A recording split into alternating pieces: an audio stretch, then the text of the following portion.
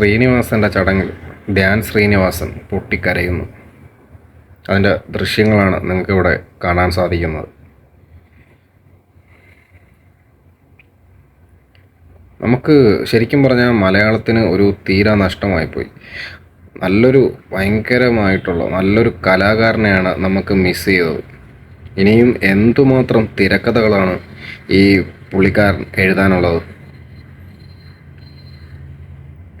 അല്ലേ? ഒരുപാട്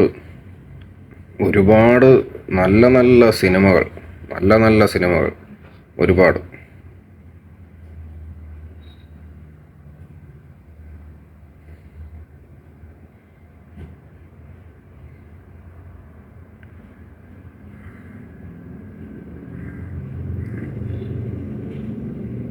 അവരുടെ ശ്രീനിവാസൻ്റെ വീട്ടുകാർക്കും ശരിക്കും പറഞ്ഞാൽ ഒരുപാട് പ്രേക്ഷകർക്കും ഇനിയും വരാനിരുന്ന നല്ല സിനിമകളാണ് ശരിക്കും പറഞ്ഞാൽ ഇല്ലാതായത്.